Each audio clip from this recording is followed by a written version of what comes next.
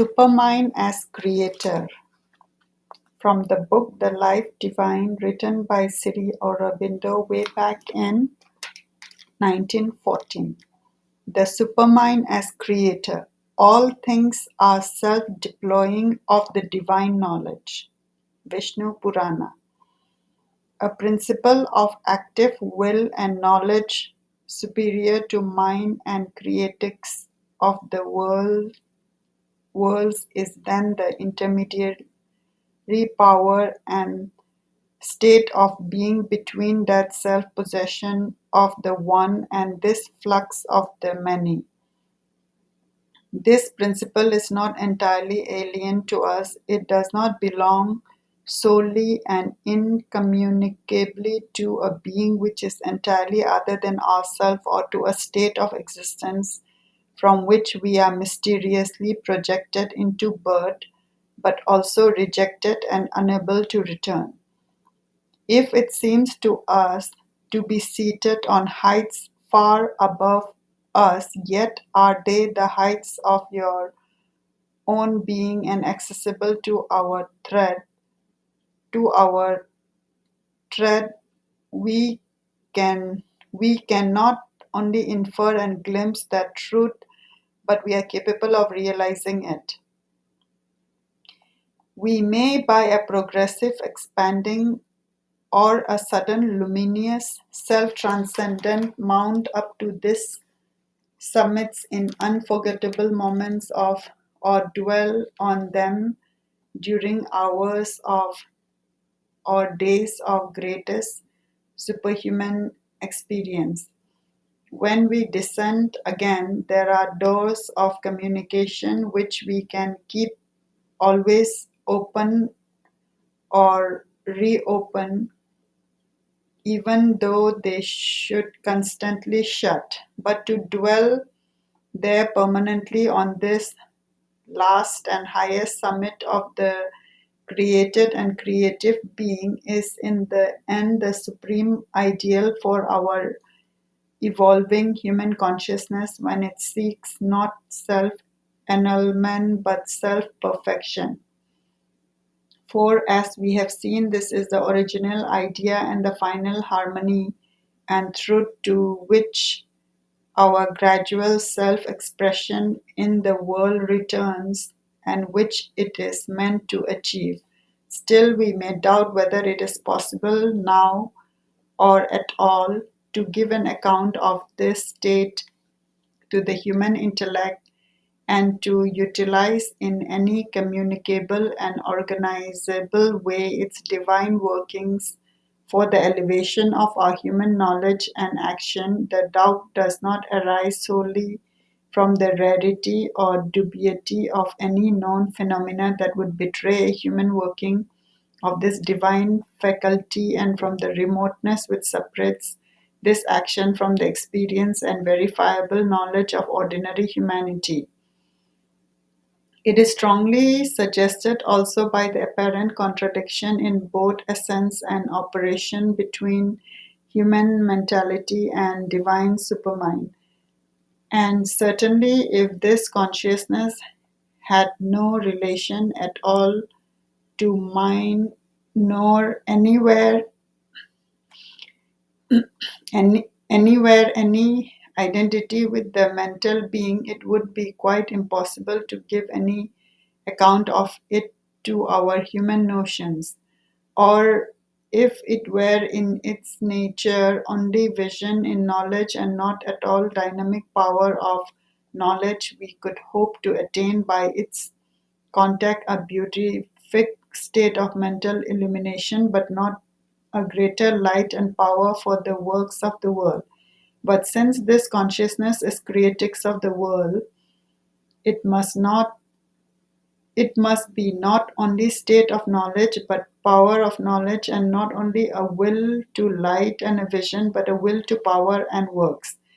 And since mind too is created out of it, mind must be a development by limitation out of this primal faculty and this mediatory act of the supreme consciousness, and must therefore be capable of resolving itself back into it through a reverse development by expansion.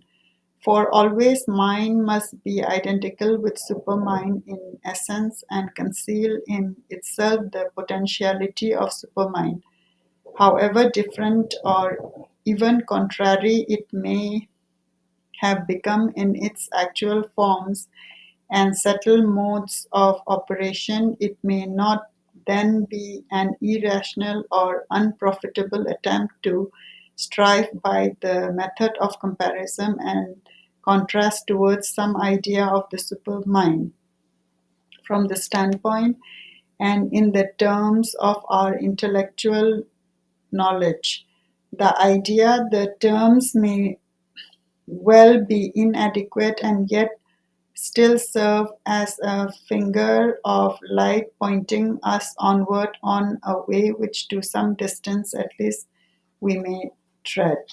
Moreover, it is possible for mind to rise beyond itself into certain heights or planes of consciousness which receive into themselves some modified light or power of the supramental consciousness and know that by an illumination, intuition, or a direct contact or experience, although to live in it and see and act from it is a victory that has not yet been made humanly possible. At first, we may pause a moment and ask ourselves whether no light can be found from the past which will guide us towards this ill explored domain.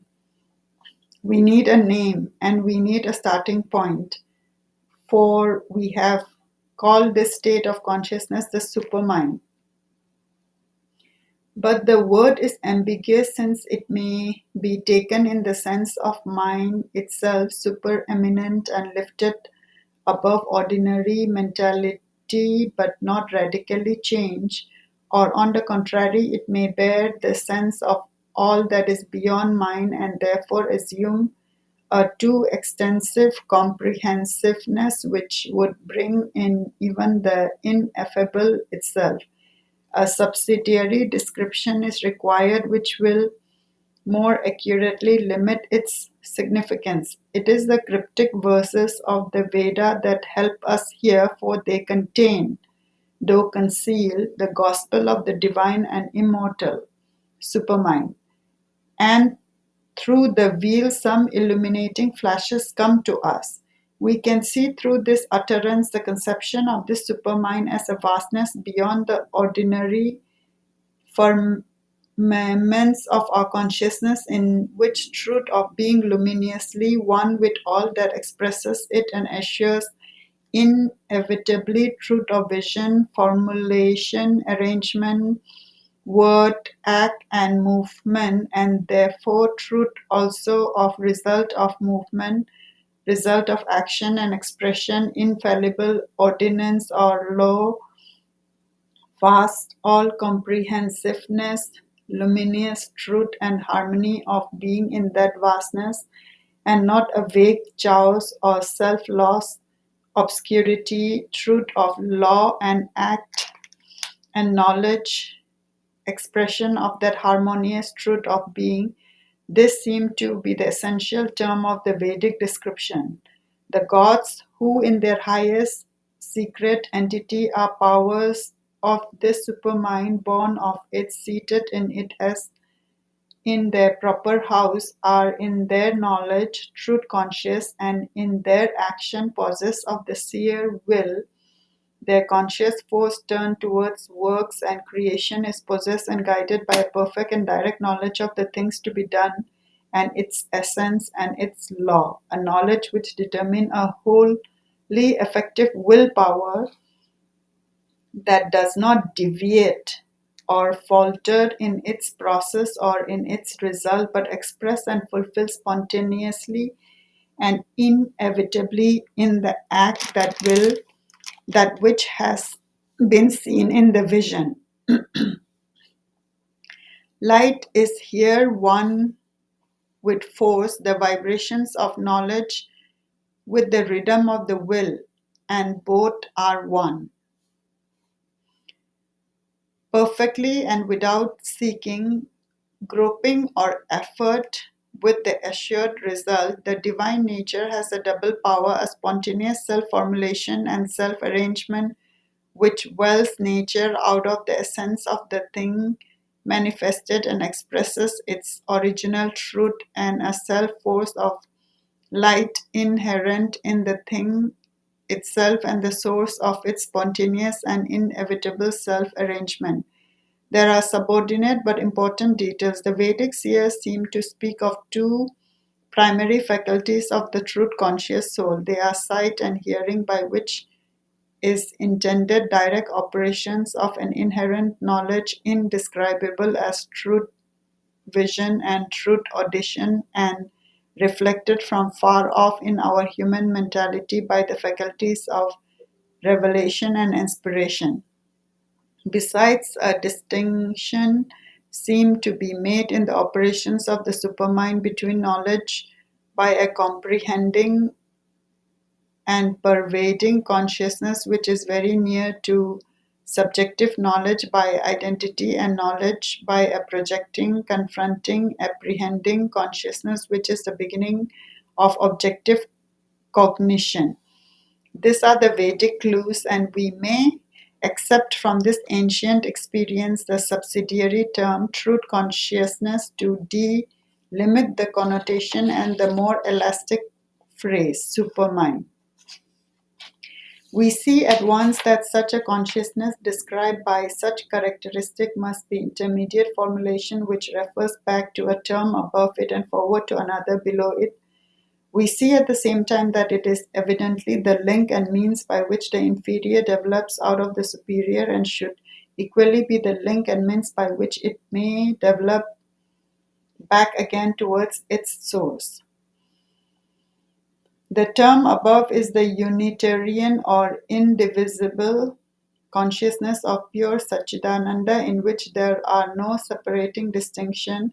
The term below is an analytic or dividing consciousness of mind, which can only know by separation and distinction, and has at the most a vague and secondary apprehension of unity and infinity, for though it can synthesize its division, it cannot arrive at a true totality. Between them is this comprehensive and creative consciousness. By its power of pervading and comprehending knowledge, the child of that self awareness, by identifying which is the poise of the Brahman, and by its power of projecting, confronting, apprehending knowledge, parents of that awareness by distinction, which is the process of the mind. Above, the formula of one eternally stable and immutable; below, the formula of the many, which eternally mutable seeks but hardly finds in the flux of things a firm and immutable standing point between the seat of all trinities, of all that is beyond, of all that becomes many in one and yet remains one in many because it was originally one, that is always potentially many. This intermediary term is therefore the beginning and end of all creation and arrangement, the Alpha and the Omega, the starting point of all differentiation, the instrument of all unification, originative, executive, and consummative of all realized or realizable harmonies. It has the knowledge of the one, but is able to draw out of one its hidden multitudes. It manifests the many, but does not lose itself in their differentiation. And shall we not say that its existence points back to something beyond our supreme perception of the infallible unity, something infallible and mentally inconceivable, not because of its unity and indivisibility, but because of its freedom from even those formulations of our mind, something beyond both unity and multiplicity, that would be utter, absolute, and real, which yet justifies to us both our knowledge of God and our knowledge of the world. But these terms are large and difficult to grasp. Let us come to precisions. We speak of the One as Satchidananda, but in the description we posit three entities and unite them to arrive as a trinity. We say existence, consciousness, bliss, and then we say they are one. It is a process of the mind, but for the Unitarian consciousness, such a process is inadmissible. Existence is consciousness, and there can be no distinction between them. Consciousness is bliss, and there can be no distinction between them, and since there is not even this differentiation, there can be no world. If there is the whole reality, then world is not and never existed, can never have been conceived, for indivisible consciousness is undividing consciousness and cannot originate division and differentiation. But this is a reductio ad absurdum. We cannot admit it unless we are content to base everything upon an impossible paradox and an unreconciled antithesis. On the one hand, mind can conceive with precision divisions as real, it can conceive a synthetic totality or the finite extending itself indefinitely. It can grasp aggregates of divided things and the sameness underlying them, but the ultimate unity and absolute infinity are to its conscience of things abstract notions and unsiegeable quantities, not something that is real to its grasp, much less something that is alone real. Here is therefore the very opposite term to the Unitarian consciousness. We have confronting the essential and indivisible unity and essential multiplicity which cannot arrive at unity without abolishing itself, and in the very act of confessing that it could never really have existed. Yet it was, for it is this that has found unity and abolished itself, and again we have a reductio ad absurdum, repeating the violent paradox which seek to convince through by stunning it an irreconciled and irreconcilable antithesis. The difficulty in its lower term disappears if we realize that mind is only a preparatory form of consciousness. Mind is an instrument of analysis and synthesis, but not of essential knowledge. Its function is to cut out something vaguely from the unknown thing in itself and call its measurement or delimitation of it the whole, and again to analyze the whole into its parts which it regards as separate mental objects. It is only the parts and accidents that the mind can see definitely and after its own fashion.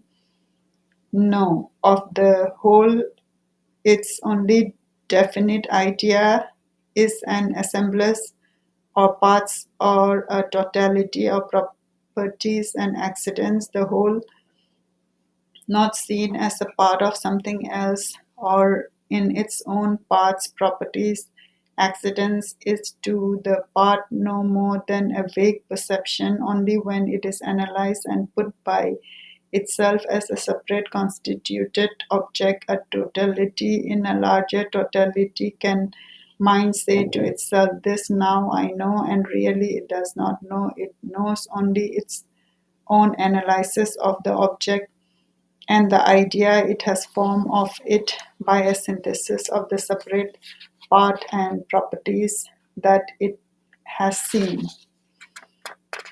There its characteristic power, its sure function ceases, and if we would have a greater, a profounder, and a real knowledge, a knowledge and not an intense but formless sentiment such as comes sometime to certain deep but inarticulate parts of our mentality. Mind has to make room for another consciousness which will fulfill mind by transcending it or reverse and so rectify its operation after leaping beyond it.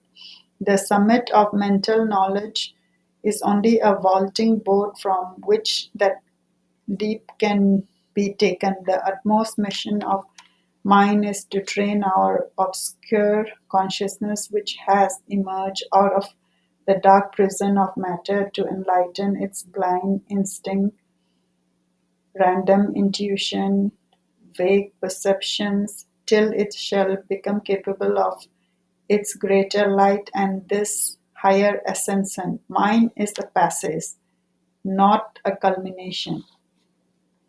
On the other hand, the Unitarian consciousness or indivisible unity cannot be that impossible entity, a thing without contents, out of which all contents have issued and into which they disappear and become annihilated.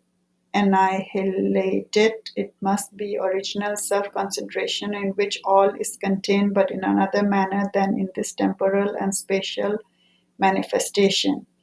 That which has thus concentrated itself, it is utterly ineffable and inconceivable existence which the nihilist images to his mind as the negative void of all that we know and are, but the transcendentalist with equal reason may image to his mind as the positive but indistinguishable reality of all that we know and are. In the beginning, says the Vedanta, was the one existence without a second, but before and after the beginning, now and forever and beyond time is that which we cannot describe even as the one, even when we say that nothing but that is. What we can be aware of is first its original self concentration, which we endeavor to realize as the indivisible one. Secondly, the diffusion and apparent disintegration of all that is concentrated in its unity, which is the mind's conception of the universe. And thirdly, its firm self extension in the true consciousness, which contains and upholds the diffusion and prevents it from being a real disintegration, maintains unity in utmost diversity and stability in utmost mutability, insists on harmony in the appearance of an all pervading strife and collision, keeps eternal cosmos where mind would arrive only at chaos, eternally attempting to form itself. This is a supermind, the truth consciousness, the real idea which knows itself and all that it becomes. Supermind is the vast self-extension of the Brahman that contains and develops. By the idea, it develops the triune principle of existence, consciousness, and bliss out of their indivisible unity. It differentiates them, but it does not divide. It establishes a trinity, not arriving like the mind from three to the one, but manifesting the three out of the one, for it manifests and develops, and yet maintaining them in the unity, for it knows and contains. By the differentiation, it is able to bring forward one and other of them as the effective deity which contains the others involved or explicit in itself, and the process it makes the foundation of all other differentiations, and it acts by the same operation on all the principle and possibilities which it evolves out of the all constituent trinity. It possesses the power of development, of evolution, of making explicit, and that power carries with it the other power of involution, of envelopment, of making implicit. In a sense, the whole creation may be said to be a movement between two involution. Spirit is where all is involved and out of which all evolves downward to the other pole of matter. Matter is which all is involved and out of which all evolves upward to the other pole of spirit. Thus, the whole process of differentiation by the real idea creative of the universe is the putting forward of principles, forces, forms which contain for the comprehending consciousness all the rest of the existence within them, and front the apprehending consciousness with all the rest of the existence implicit behind them. Therefore, all is in each as well as each in all, Therefore, every seed of things implies in itself all the infinity of various possibilities, but is kept to one law of process and result by the will, that is to say, by the knowledge force of the conscious being which is manifesting himself, and who, sure of the idea is in himself, predetermines by it his own forms and movements.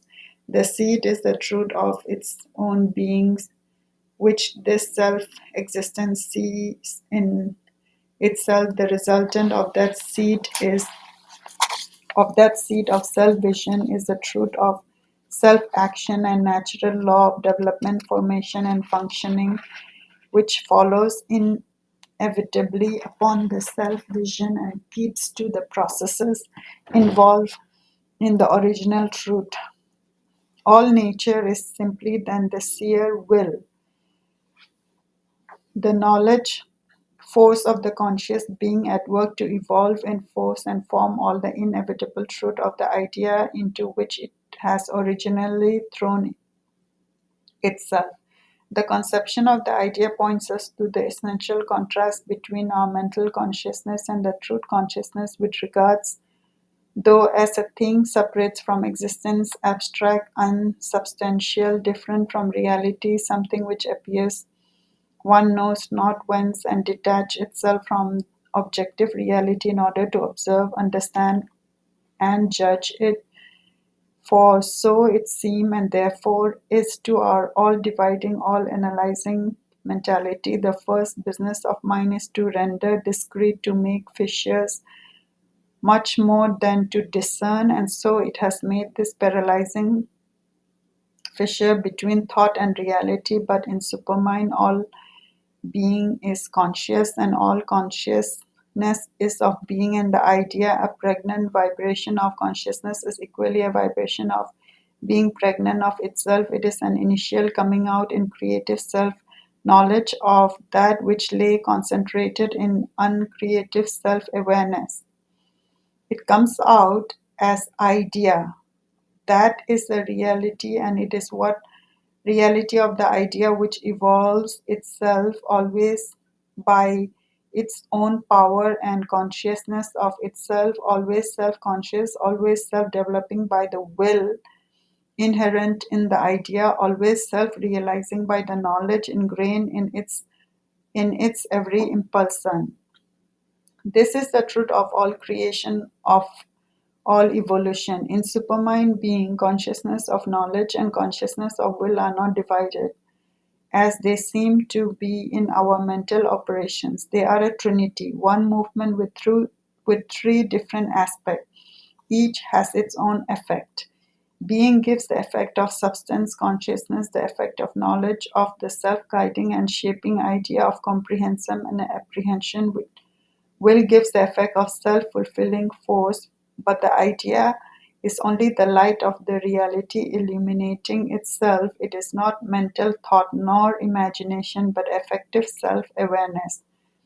It is a real idea. In supermind knowledge is the idea. In supermind knowledge in the idea is not divorced from will in the idea, but one with it, just as it is not different from being or substance, but is one with the being. Luminous power of substance, as the power of burning light is not different from the substance of fire, so the power of the idea is not different from the substance of the being which works itself out in the idea and its development.